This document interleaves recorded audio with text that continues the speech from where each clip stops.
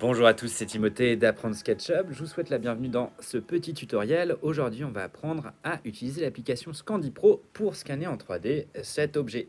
Hop, une petite sculpture. Vous le savez, sur SketchUp, c'est très compliqué de faire ce genre d'objet en 3D. Je vais vous montrer très simplement comment le faire avec la technologie LiDAR et TrueDepth que vous pouvez trouver sur les derniers iPhone et iPad. Vous allez voir, c'est plutôt simple et ça permet d'ajouter un peu de cachet à vos rendus 3D. Avant de commencer, n'oubliez pas de vous abonner à la chaîne et aussi à télécharger votre formation gratuite 16 conseils pour améliorer vos rendus 3D sur SketchUp. Et sans plus attendre, on va commencer ce tutoriel. Vous pouvez utiliser l'application Scandy Pro. Vous n'êtes pas obligé de l'utiliser, Scandy Pro, hein. Vous pouvez utiliser d'autres applications, ça marche très bien. Scandy Pro, c'est celle que j'ai trouvée la plus efficace. Alors, elle est payante. On est à peu près à 1,30 $, je crois, par semaine. Et avec la version d'essai, vous pouvez faire un scan par semaine gratuitement et l'envoyer sur votre ordinateur. Donc ça permet de tester l'application avant de l'acheter. Et on peut aussi acheter à l'unité le scan. Il y en a plein d'autres, hein. Je peux vous donner d'autres liens. Je vous mets un petit lien dans la description vers le blog où je propose d'autres applications. De toute manière, ça marche de la même manière. On va lancer Scandy Pro. Alors, Scandy Pro utilise deux technologies différentes. La technologie TrueDepth qui permet d'utiliser la caméra selfie et l'autre caméra externe avec la technologie LiDAR. C'est comme un sonar en fait, ça marche assez bien. Pour choisir le mode, on peut cliquer sur la petite caméra en bas à droite et on peut utiliser soit World Scan, soit Object Scan en fonction de ce qu'on a envie de faire. Moi, je vais utiliser l'Object Scan pour pouvoir scanner un objet. World Scan, ça va être pour scanner un appartement, par exemple. Ça marche extrêmement bien. Après, ça reste des modélisations assez complexes à récupérer par la suite, mais l'Object Scan marche relativement bien. On va lancer l'Object Scan et je vais vous montrer un petit peu comment on va faire. Alors, je vais positionner mon iPad près de ma statue. On va essayer de la mettre au milieu.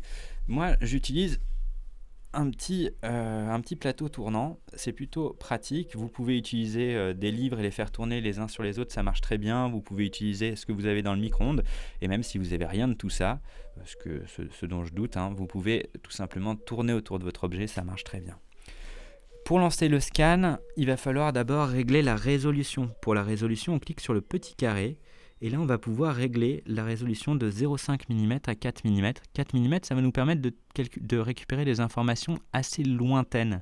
Moi, je préfère utiliser 0,5 puisque j'utilise les informations qui sont très proches de ma caméra. Je lance le rec et tout doucement, on va faire tourner notre objet sur lui-même. Alors vraiment, essayez d'y aller tout doucement. Tac, tac, tac. On voit que le logiciel récupère des données. On peut même faire des petites pauses parfois pour qu'il ait bien le temps de récupérer toutes ces données. Tac. Hop. Hop. Là, on est pas mal. Je vais le faire en 3 points. Alors, la première fois, j'ai fait juste un tour plus ou moins en vision, en face de mon objet. Là, je vais incliner un tout petit peu. Parfois, il devient rouge, c'est normal. Simplement que le LiDAR vous demande de repasser par la position pour qu'il puisse retrouver ses repères. Parfois, il se perd un petit peu. C'est pour ça qu'il faut aller très doucement. Le plus dur, ça va être de scanner le crâne. Alors, pour le crâne, le plus simple, on va le faire, ça va être de sortir l'iPad. Je vais le sortir un petit peu. Hop, essayer de bien rester avec les bonnes données et de faire le tour de la tête. Une fois qu'on a récupéré les données nécessaires, on clique sur le bouton rouge. On attend un petit temps que le logiciel fasse le processing et nous sorte l'objet 3D. Et là, on va pouvoir l'exporter et visualiser notre chef-d'œuvre. Maintenant, on se retrouve avec notre objet 3D bien scanné. Alors, on voit qu'il y a pas mal de choses à enlever autour de notre objet. Je vais vous montrer comment on processe. Il va falloir le cleaner un petit peu sur l'application. On va aller dans View, juste en bas, et dans Render Mode, on va tout de suite se mettre en monochrome. Et on voit la 3D est vraiment bien faite ici. Et on va utiliser quelques fonctions pour améliorer notre objet 3D. On va aller dans Edit, on va utiliser Auto Clean, on va le laisser processer. il va tout simplement supprimer des polygones qui n'auraient aucune utilité. Il va le faire de manière automatique, là on le voit. On va utiliser aussi Fill Holes, qui permet de remplir les trous qu'il aurait pu avoir à certains endroits. Il va le faire de manière automatique. On peut aussi utiliser l'application Decimate pour réduire le nombre de polygones. Moi, je préfère ne rien faire là-dessus et le faire plutôt sur Blender. Je vous montre par la suite comment le faire. Ce qui est super important aussi, c'est d'utiliser Crop Plane pour supprimer les informations qui ne sont pas nécessaires à notre 3D. Par exemple, là on voit que le socle n'a pas d'intérêt. Alors si je dis pas de bêtises, c'est la partie basse qui est supprimée. Je reviens, Crop Planes. Je me mets comme ça, j'appuie sur, je laisse Apply. Voilà, il a pu couper la partie inutile du bas. Dans Crop Planes, on va faire l'inverse, mais cette fois-ci, on va retourner notre 3D. Hop, je vais mettre juste ici. On va monter notre scalp. Hop. Et on va répéter l'opération jusqu'à ce qu'on n'ait plus tout ce petit charabia de polygones qui sert absolument à rien. On va se mettre là. Tac. Apply. On a presque fini. Edit. Crop plane.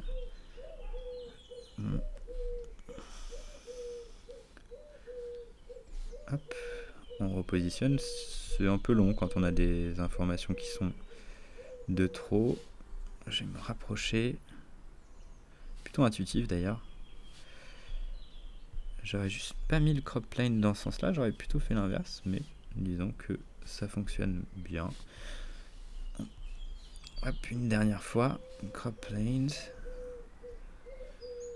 Tac, apply. Et là, on a notre scan 3D qui est bien rendu. Maintenant, on fait save. Save copy.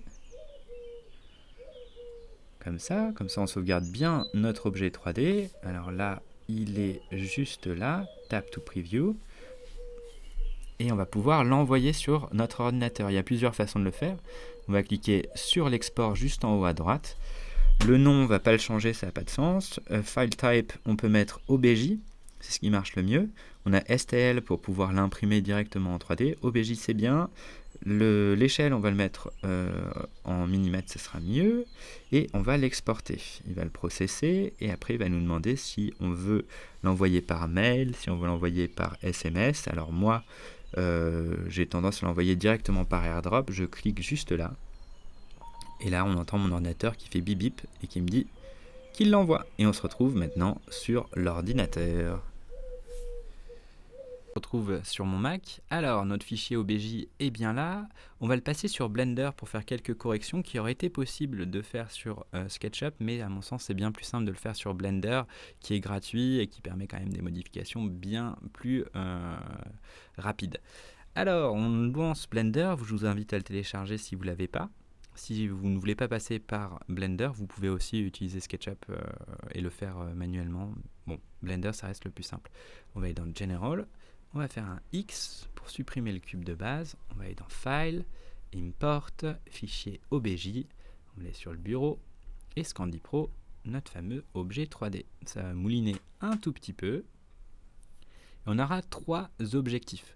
Ça va être de supprimer quelques faces qui seraient pas très jolies, d'optimiser notre modèle 3D et de réduire le nombre de faces. Et j'en oublie un troisième. Ah oui, remplir les trous. Alors j'appuie sur S pour agrandir mon objet, sur G pour le déplacer au centre et on va l'analyser un petit peu. Parfois vous n'avez même pas besoin de passer par là, mais c'est quand même une bonne chose. Là vous voyez, on a des trous et ça c'est le premier truc qu'on va venir régler. On va sélectionner notre objet en faisant un clic gauche dessus et dans Object Mode on va se mettre en Edit Mode. Et là on voit tous les polygones qui apparaissent. On va faire un clic gauche sur le côté pour l'avoir tout en noir. Et dans Select, on va faire Select, All by Traits et Non-Manifold. Ça va nous permettre de sélectionner les trous que Blender va reconnaître de lui-même. Là, je vais faire Option F et à ce moment-là, je vais remplir cet espace de vide. F pour Fill, donc remplir.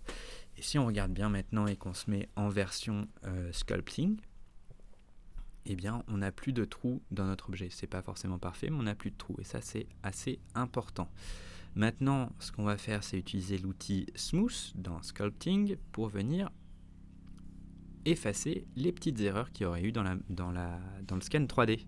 Donc là, simplement avec le clic gauche, je viens adoucir tout ça. Vous pouvez changer la force et la taille de votre brush juste ici. Donc on le fait rapidement.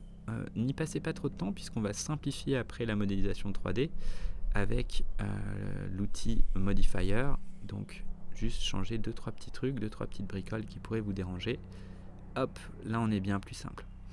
Il ne nous reste plus qu'à appliquer le modifier, donc cette fonction qui va nous permettre de réduire le nombre de faces. Si je viens ici, dans le petit onglet de réglage, Add Modifier, je vais me mettre en version Decimate, juste là, Decimate ou décimer en français.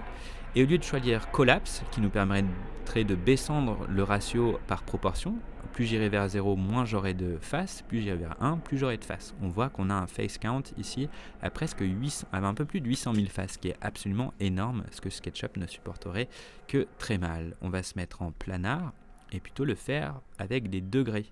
Par défaut, il me semble qu'il se met en degré 5, nous on va le passer en degré 15 et il me semble qu'on va passer en dessous de la barre, si on est un peu chanceux, des 7000 faces. Ça va simplifier notre modèle. Alors je vais mettre 15, pardon, 15 Enter, j'attends un petit peu, ça va mouliner.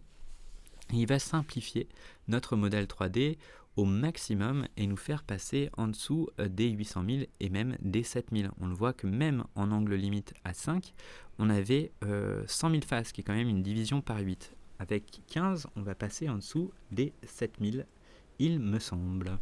Voilà notre modèle 3D bien simplifié. Comme vous pouvez le voir, on a perdu énormément de polygones mais aussi de détails, mais ça simplifie, ça marchera très bien sur SketchUp. Si c'est une petite sculpture d'appoint dans une bibliothèque, ça suffit largement. Maintenant, il nous suffit d'appliquer notre modifier, puisque n'oubliez pas que Blender utilise des fonctions non destructives, contrairement à SketchUp, qui permettent de revenir a posteriori sur votre modification. J'appuie sur le petit triangle là et Apply. Et ça va nous permettre d'appliquer cette réduction drastique de nombre de triangles en quelques clics. Et après, on va l'exporter. On va aller dans File, Export, et on va l'exporter en fichier DAE, donc Collada. Vous pouvez aussi l'exporter en OBJ, mais j'ai remarqué qu'en Collada, ça marchait toujours un peu mieux. Donc DAE, on va le mettre sur Desktop, on va l'appeler tête to escaper, export en Collada. Tac. On attend un petit peu, juste en bas, il va nous le dire. Maintenant, on va lancer SketchUp. Fichier, pardon.